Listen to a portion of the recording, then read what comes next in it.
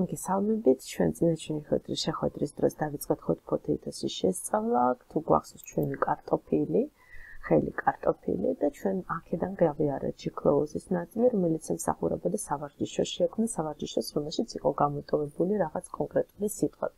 დღეს მინდა რომ ჩვენ გავაგრძელოთ hot potatoes-ის შესწავლა, ოღონდ დღეს მინდა რომ ყურადღება გავამახვილოთ G-Quiz-ზე და ასევე ვისწავლოთ როგორ უნდა ავტვირთოთ ეს სავარჯიშოები ინტერნეტში, რომ ხელმისაწვდომი იყოს არა მხოლოდ ჩვენთვის, ჩვენს კომპიუტერში, არამედ ყველასათვის, ვისაც მივაწვდით კონკრეტულ ლინკს ამ სავარჯიშო შექმნის შედეგად.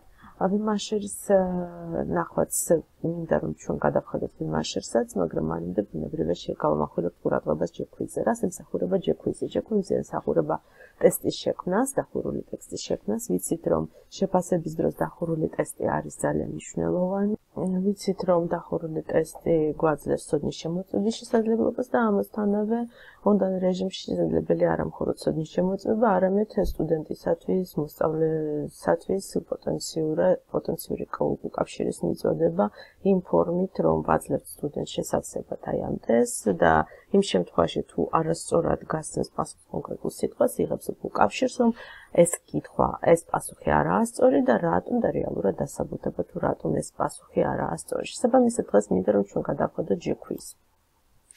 გამოვიძახოთ G-Quiz-ი და მივიღებთ ასეთ გარემოს, რომელშიც გვაქვს სათაურის ველი, გვაქვს Q1 კითხვის ველი, ანუ აქ უნდა ჩავსვათ კონკრეტული სიტყვა, აქ უნდა ჩაისვას კითხვა, პასუხების ველი და უკავშირის ველი. ანუ ჩვენ ამ შემთხვევაში ვირჩევთ რაღაც სახელწოდებას, რომელიც ემსახურება და ყველაზე უკეთ ასახავს ამ ჩვენი ტესტის დანიშნულებას.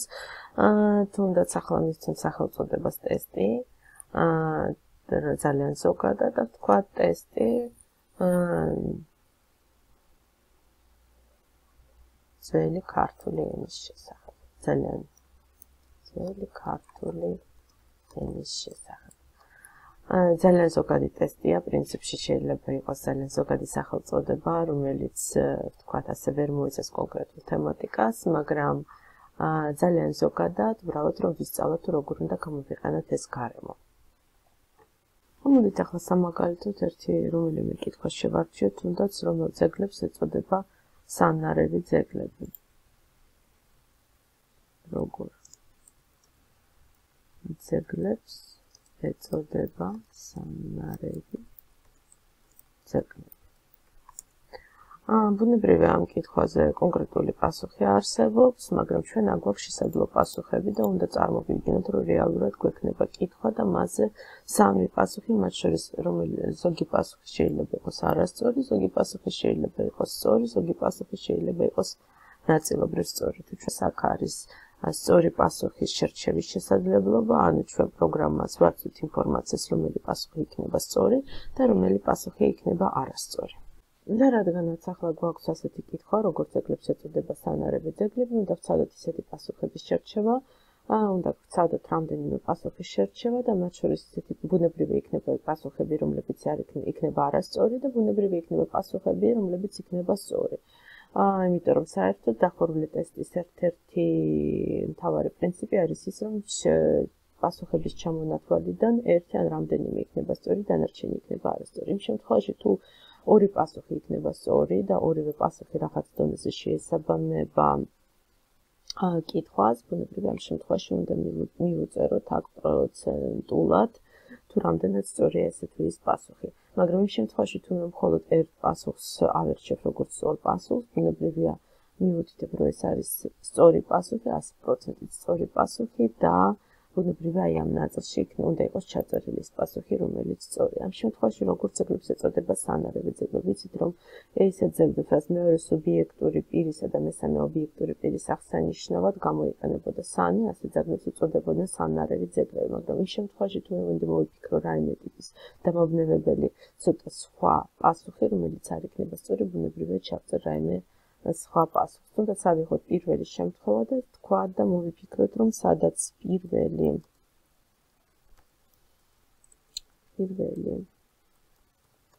სუბიექტური პირის აღსანიშნავად გამოიყენებოდა თუნდაც პრეფიქსი ეს. ფაქტია, რომ ეს პასუხი არაა სწორი და ამიტომაც ამ ნაწილს დავტოვებ ცვლილების გარეშე. იმ შემთხვევაში თუ მე აქ დავუშვა და მომინდება უკვე სწორი პასუხის ჩაწერა, ჩავწერ რომ სადაც მეორე სუბიექტური და მესამე ობიექტური პირის ნიშნად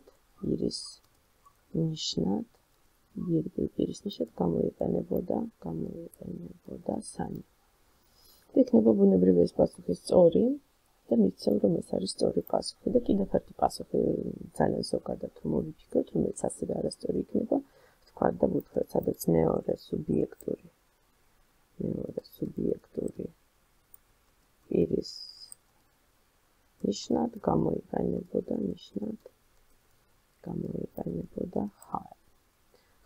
ხეპრეფიქსი.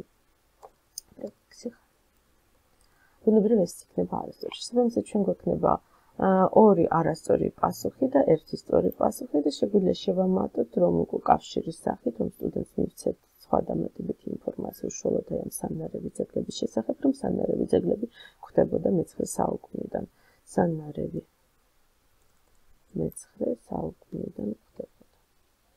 ანუ თუ ადამიანი სწორად გასცემს პასუხს კითხვას, ჩვენ მას მისცემთ დამატებით ინფორმაციას უშუალოდ სანნარევი ძეგლების საუკუნეების და თარიღების შესახებ. მე-9 საუკუნით თარიღდება. დანარჩენ შემთხვევაში დავტოვებთ თქვა და უკავშირის გარეშე, მაგრამ შეგვიძლია აქ რაღაც სხვა უკავშირი მისცეთ, რომ თქვენი პასუხი არაა სწორი, სცადეთ ხელახლა, მაგრამ ამისი ჩვენება შეგვიძლია გარემოს დონეზე და არა მხოლოდ ამის დონეზე და ბუნებრივია ამას გამოვიყენოთ. ამის შემდეგ ვინახავთ ამას. ვანიჭებთ სახელწოდებას, თუნდაც მივანიჭებთ სახელწოდება ტესტი, აქაც ერთ-ერთი მოთხოვნა რომ უნდა სახელებში გამოვიყენოთ ლათინური ასოები. და მე შეგვიძლია ვნახოთ როგორ ეს გამოიყურება ბრაუზერში, თუნდაც აი ამ სახით და ვხედავთ რომ გვაქვს კითხვა, გვაქვს შესაძლო პასუხები და სისტემა ინგლისურად მიბრუნებს რომ უკაცრავად თქოს სცადეთ ხელახლა. თუ ავერჩიეს სწორად, ვიღებ დამატებით ინფორმაციას, რომ მე-9 საუკუნიდან თარიღდება და ამ შემთხვევაში თქვენი ქულები 50%-ია და რატომ? იმიტომ რომ რეალურად აქ დასაწყისში არასწორად მქონდა გაცემული პასუხი. კარგი. ახლა იმისათვის რომ მეორე კითხვას შევავსოთ, ანუ შევქმნათ რაღაც სხვა გარემო, რომელშიც იქნება განთავსებული მეორე კითხვა, ბუნებრივია დამჭირდება ამ მეორე კითხვის გამოძახება. შესაბამისად გადაადგილება კითხვებს შორის შეგვიძლია ამისებსაც გაფორმებსი და ახლა მოდით შევიყვანოთ ახალი რომელიმე მოვიფიქროთ. ახალი კითხვა, თუნდაც ისეთი კითხვა, რომელი საუკუნით თარიღდება ხანმეტი ძეგლები. საინტერესო კითხვა. ჩვენ ვიცით, რომ ხანმეტი ძეგლები თარიღდება მე-4-მე-8 საუკუნით, მაგრამ გარდა ამისა, ჩვენ შეგვიძლია სხვა რაღაცის მოფიქრება, თუნდაც ისეთი თარიღების მოფიქრება, რომელიც არ შეესაბამება სიმართლეს, თქვათ და მისცეთ, რომ მე-9 საუკუნიდან ხდება, მე-9 საუკუნით თარიღდება, თქვათ და მისცეთ მე-8 საუკუნე. მე-8 საუკუნე და ვთქვათ ერთი სწორი პასუხი გვექნება მე-8 საუკუნე. რაც იქნება დამუშვა და სწორი. და მისცეთ ამას რომ მივანიჭოთ ამას სწორი პასუხის ფუნქცია. და პრინციპში შეგვიძლია დამატებითი უკავშირის სახით მისცეთ თუ რა ეგულისება ხანმეტ ძეგლში.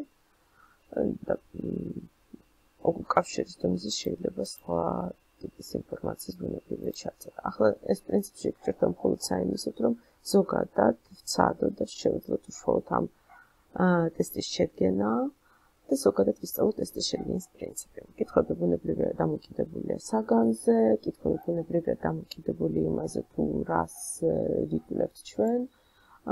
კითხვები ბუნებრივია დამოკიდებულია იმაზე, თუ რომელი საგნისთვის იქნება ესე თუ ის ტესტი. ახლა ეს ძალიან ზოგადი კითხვები, ფასულებიც შეიძლება არ იყოს საინტერესო, თუნდაც ნებისმიერ ყველა დარგისთვის შეიძლება იყოს ძალიან რაღაც ვიწრო დარგობრივი კითხვები. ვინახავთ ამას ერთად ინტერნეტში. ოკეი. და ამ შემთხვევაში ვხედავთ, რომ აქ ჩვენთან ჩნდება პირველი და ორი რა ეგულისება ამის, ეს გულისხმობს იმას, რომ ჩვენ შეგვიძლია პირველიდან მეორე კითხვაზე გადასვლა და ასევე შეგვიძლია ყველა კითხვის ნახვა. იმ შემთხვევაში თუ რეალურად ამის საჭიროება არის. ჯექვისაც წინა სავარჯიშოს მსგავსად, გამოტოვებული სიტყვებით სავარჯიშოს მსგავსად, შეიძლება გქონდეს ტექსტური ნაწილი. ჩვენ შეგვიძლია შევამატოთ მას საკითხავი ტექსტი, თქვა და ვეუბნებით, რომ აქ იქნება ბუნებრივია ტექსტის სათაური და აქ იქნება ბუნებრივია ტექსტი. თუ დავუშვათ და ვაწვდით ადამიანს ტექსტის საკითხვის ტექსტს და ვეუბნებით, რომ წაიკითხე ესეთის ტექსტი. ასევე ჯექვისაც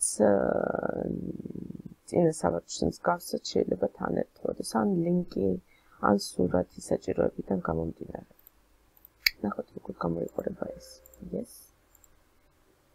გვაქვს აქ იგულისება, რომ გვექნება ტექსტი და მისი გვერდით იქნება რაღაც კითხვები და ჩვენ შეგვეძლება ამ კითხვების ნახვა და ამ კითხვებზე პასუხის გაცემა, შესაძლოა კითხვაზე დაწყაბილების გზით. სისტემა მეუბნება ოჩახი ვარ, სწორად გავეცი პასუხი, თქვა აქ, არა, არ ხარ მართალი თქო, პასუხი არაა გაცემული სწორად. მაგრამ აქაც მიწერს, როგორც ხედავთ, ოჩახი და შესაბამისად ჩავფიქრდეთ, რა ტიპის შეცდომას უშუალოდ გარემოს გამართვის თვალსა. გარემო აქაც იცვლება. ჩვენ ვიცით, რომ წინა სავარჯიშოს დროს ჩვენ ვცვლიდით ამ გარემოს, consider output. აქაც შეგვიძლია თვითონ კონფიგურაციის, გარემოს კონფიგურაციის შეცვლა, ფონტების შეცვლა და გარდა ამისა, აქ საკმაოდ საინტერესო შესაძლებლობა არის კითხვების მართვის შესაძლებლობა. მართალი არ ეხება იმ შემთხვევაში, როცა მხოლოდ ორი კითხვა გვაქვს, როგორც ჩვენ გვაქვს, მაგრამ ეს ეხება იმ შემთხვევაში, როცა გვაქვს ბევრი კითხვა და ჩვენ გვჭირდება, ვთქვათ, და სხვადასხვა ადამიანს სხვადასხვანაირი განლაგება მივაწოდოთ, რომ არ მოხდეს კითხვების ავტომატურად, პასუხების ავტომატურად შერჩევა. დავუშვათ და ორი მეგობარი ავსებს ტესტს, ერთი მეორეს ნაწილში იხედება და ბუნებრივია, როცა ხედავს, რომ იმავე თანმიმდევრობით არის ეს წარმოდგენილი ესა თუ ის სიტყვა, ესა თუ ის კითხვა, ბუნებრივია ავტომატურად შეიძლება დააკოპიროს მეგობართან რა ტიპის ერთეული არის აღნიშნული როგორც სწორი შესაძლო ერთეული. შესაბამისად უნდა იყოს სიტყვების არევის, კითხვების არევის შესაძლებლობა, აქ არის ორი შესაძლებლობა, კითხვების თანმიმდევრობის არევის შესაძლებლობა და პასუხების თანმიმდევრობის არევის შესაძლებლობა. ორივე შესაძლებლობა არის საკმაოდ მნიშვნელოვანი და გარდა ამისა არის კითხვის ჩასმის საშუალება, კითხვის გადაადგილების საშუალება, თუნდაც ამას თუ დავაწყაპონებთ, უნდა მივუთითოთ, რომ ვუთხრეთ, რომ ის კითხვა, რომლის ნომერი არის პირველი, ეს წინა, უნდა გადაინაცვლოს და გახდეს მეორე. შესაბამისად, მეორე ამ შემთხვევაში გადაინაცვლეს და გახდება პირველი. პრინციპში ეს ნაწილი გვაძლევს კითხვების მართვის შესაძლებლობას და გვაძლევს პრინციპში ჩამონათვალ შეარსებული ყველა კითხვის ნახვას, ასევე გვაძლევს რეალურად მათი გადაადგილების შესაძლებლობასაც. ახლა აქ მართალია მხოლოდ ორი კითხვა გვაქვს, მაგრამ თუ სიაგრძელე ძალიან ხშირად შეგვიძლია უბრალოდ მოვხაჩოთ, წავიღოთ იქ, სადაც გვინდა მისი გადაადგილება, მივუთითოთ და ჩავსვათ. ამის შემდეგ ბუნებრივია ვაწყაპონებთ OK-ს. ახლა ამ შემთხვევაში მე ბუნებრივია ამას არ ვიზამ, იმიტომ რომ პრინციპში საკმაოდ ცოტა კითხვა მაქვს და პრინციპში შეიძლება ამ კითხვების რაოდენობის გაზრდა, მაგრამ დროის სიმცირის გამო ჩვენ ამის გაკეთებას ვერ ვახერხებთ, მაგრამ საერთოდ ჯამში ამ რესურსის მუშაობის პრინციპი არის ასეთი. აქაც შეგვიძლია შევამატოთ ფოტოსურათი, ლინკი და ასე შემდეგ, მაგრამ ნუ გარდა ამისა შეგვიძლია ბუნებრივია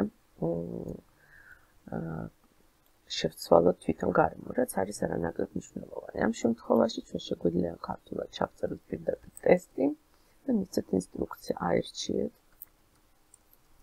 თქვენთვის სასურველი ვარიანტი და დააწყაპუნებთ მას, თქვათ. აქ რა გვაქვს? აქ გვაქვს უკავშირი და შესაძლო პასუხები. Correct, სწორია.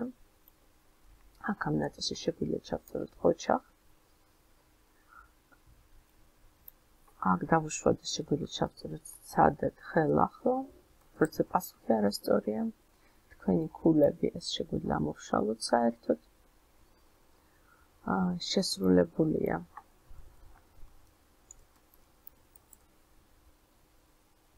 პირველ ჯერზე სწორად გაცემული პასუხები.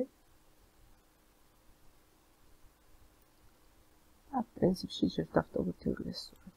ღილაკები, აქ გვაქვს ყოჩა ღილაკი, აქ გვაქვს დახმარება, პასუხის ჩვენება, ყველა კითხვის ჩვენება, ჩვენ გავიხსენებთ აი ამ ნაწილს, აი აქ გვაქვს show all questions, რომელიც არის ინგლისურად, და ვთანხმოთ ეს ნაწილი ქართულად, ყველა კითხვის ჩვენება, სარჩევი. სად გქონდა აქ სარჩევი? სარჩევი გვაქვს აი ამ ნაწილში, მაგრამ პრობლემა იმაში, რომ ჩვენ რამდენიმე სავარჯიშო ერთი მეორის მიყოლებით არ გვაქვს, შესაბამისად სარჩევი არის ცალი. ჯერ დავტოვოთ, მაგრამ სამომავლოდ მე შეგვიძლია შევამატოთ სხვა სავარჯიშო, თუნდაც სავარჯიშო, რომელზეც მუშაობდით წინა ჩვენი შეხვედრის დროს და შევქმნით დამატებითი სარჩევის HTML. ჩასვით უკან დაბრუნების ღილაკი, ბუნებრივად დაგჭირდება და ვთქვათ და შეცვალეთ appearance, ანუ გარემოს შეცვლა, პრინციპში ჩვენ ამისი გაკეთების საშუალება უკვე გქონდა და ვსწავლობთ კიდევაც ამას, თუნდაც exercise background color, navigation bar color, ნახოთ რა საფუნდament εκεί. თუნდაც მოდით თეთრი გავაკეთოთ, რომ უფრო ვთქვათ ასე სახალისო იყოს. და შენი დავტოვოთ ამ ფერებში, მაგრამ საერთო ჯამში თქვენზე დამოკიდებული თვითონ ფონტის ზომა, ფონტის შეცვლაც, თუ საჭიროების შემთხვევაში შეგვიძლია შევცვალოთ ფონტიც და პრინციპში ზომაც, პრინციპში შეგვიძლია გავალამაზოთ და ფერიც, ბუნებრივია ტექსტის ფერიც შეიძლება იყოს შეცვლილი. ვთქვათ, არ მოგწონს ასეთი ფერი და გვინდა შევარჩიოთ რაიმე სხვა ფერი, თუ ფერი თუნდაც ასეთი მუქი. მუქი მწვანე და მთელი თვითონ ტექსტი იქნება მუქი მწვანე ფერს. ტაიმერის დაყენების ფუნქცია ვიცით. თქვენი დრო ამოიწურა. დრო ამოიწურა. ეს უფრო ლამაზად ჟღერს. იქნება hour. ისიმ შემთხვევაში თუ ჩვენ გვინდა რაღაც კონკრეტულ გვერდზე კონკრეტული რაოდენობის კითხვების ჩვენება, ვთქვათ, გვინდა თითო გვერდზე ერთი კითხვა იყოს ნაჩვენები, ბუნებრივია ამის შესრულება შეგვიძლია. კითხვების არ არის შესაძლებლობა თუ გვინდა თითო ჯერზე თუ სხვა ადამიანი გამოიძახებს თქვენს ტესტს და მას უკვე გახდება სხვა თანმიმდევრობა ვიდრე სხვას. შესაბამისად ამისი აღნიშნად საკმაოდ მართებული, ასევე პასუხების არ არის შესაძლებლობა, რომ ადამიანს სჭირდებოდეს ყოველ ჯერზე თავიდან ჩაუფიქრდეს იმას, რას კითხულობს და თავი ავარიდოთ ავტომატურ რეჟიმში, ვთქვათ, კითხვების გამეორებას და პასუხების გამეორებას. პრინციპში აქ არის სხვა ფუნქციები, მაგრამ ჩვენ ახლა ჯერ ამ ფუნქციებზე არ შევჩერდებთ. ეს დაგჭირდება მაშინ, ეს ნაწილი დაგჭირდება მაშინ, თუ ჩვენ გვინდა მივუთითოთ მისამართით, სადაც ავტომატურ რეჟიმში მიიღებთ შეტყობინებას ტესტის შევსების შესახებ. იქნება შესავსები გვარი და სახელი, ჩაწერეთ თქვენი გვარი და სახელი, იქნება მიეთითება სტუდენტის მეილი და ბუნებრივია თქვენ მიიღებთ უკვე ამ ინფორმაციას თქვენს მეილზე. მაგრამ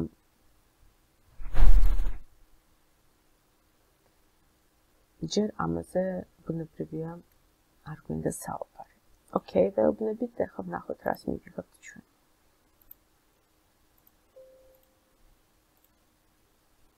როგორც ხედავთ, ახლა სარჩევი არის ქართულად, სარჩევი ჯერ ცარიელია.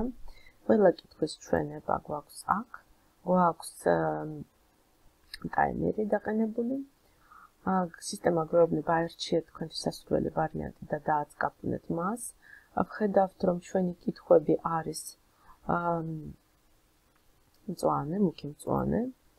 სადაც ხელახლა სისტემა გვეუბნება, სადაც ხელახლა სისტემა გვევლინება და ვირჩევთ და ვიღებთ უკავშირს თუ სწორად არის პასუხი გაცემული კითხვას.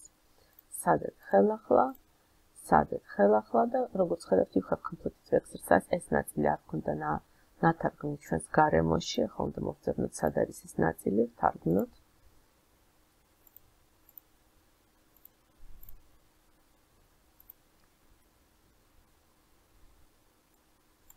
თქვენ დაასრულეთ სავარჯიშო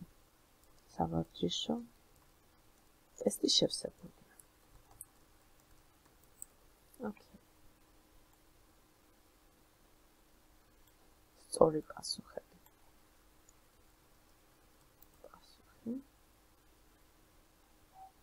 პასუხების რაოდენობა.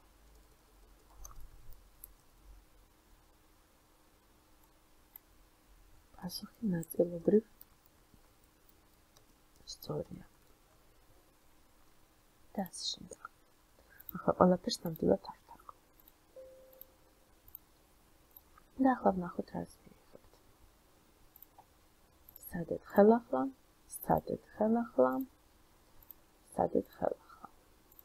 ჩვენ ვხედავთ, რომ ახლა ამ ეტაპზე თანმიმდევრობა კითხვების არის არეული, ისევე როგორც პასუხების არის არეული. მჭირდება წაკითხვა, მჭირდება ამ ტესტის ჩავორმავდა ამ ტესტის შევსებას, რომ სწორად გავცე პასუხი კითხვებს. ავტომატურად ვერ დავაწყაპნებ ვარიანტს, მიუხედავად იმისა, რომ დავუშვა და დასაწყისში თუნდაც აქ მქონდა აღნიშნული, რომ ეს იქნება სწორი ვარიანტი და ვიცი, რომ ეს ვარიანტი შეიძლება იყოს სწორი ან არასწორი.